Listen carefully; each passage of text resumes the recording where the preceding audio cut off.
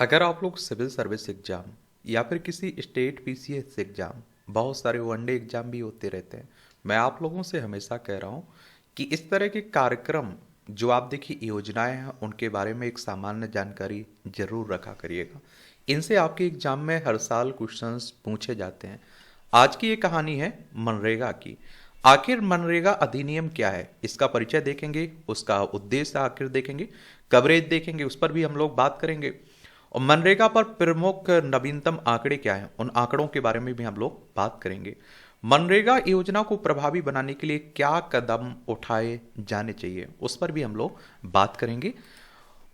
और आप लोग अपने एग्जाम, जिस भी एग्जाम की तैयारी कर रहे हो, उसका पैटर्न, सिलेबस और पुराने क्वेश्चंस पेपर उठाकर जरूर देखा करिएगा।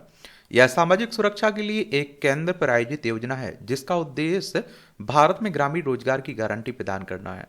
और इसे वर्ष 2005 में ग्रामीण विकास मंत्रालय के तहत अधिनियमित किया गया था। और आपने देखा होगा गांव की तरफ मनरेगा कार्ड मिलता है ना, बनता है ना, जिसके आधार पर आपको रोजगार मिलता है।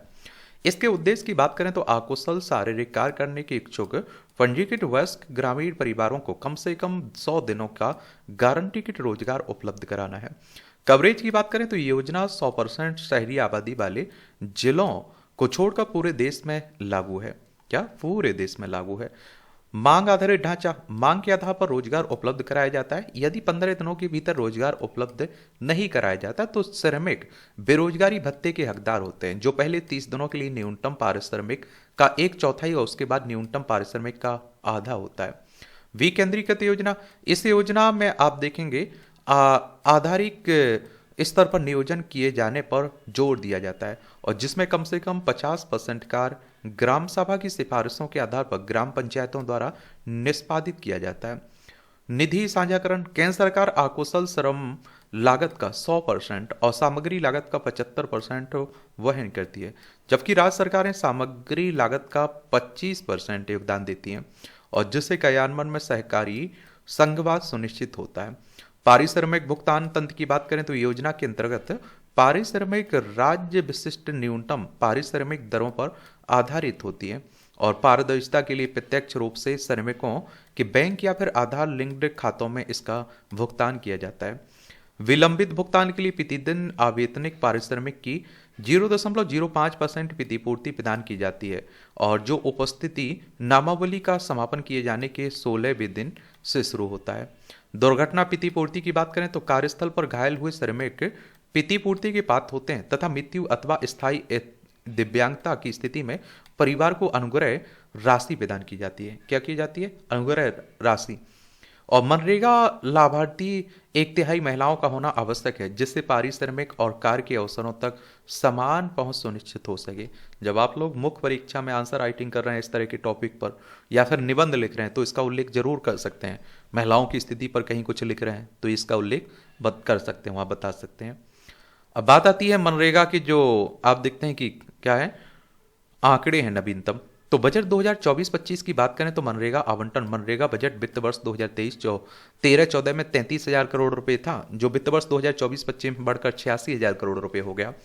पारिश्रमिक दर में वृद्धि, वित्त वर्ष 2024-25 में न्यूनतम औसत पारिश्रमिक दर में 7% की वृद्धि हुई है। आर्थिक सर्वेक्षण 2023-24 नए जो आए हुए हैं उसके बारे में भी याद रखिएगा। महिला भागीदारी की बात करें तो मनरेगा में महिलाओं की भागीदारी वित्त वर्ष 2019-20 में 54.8% थी, जो वित्त वर्ष 2023-24 में बढ़कर 58.9% होगी।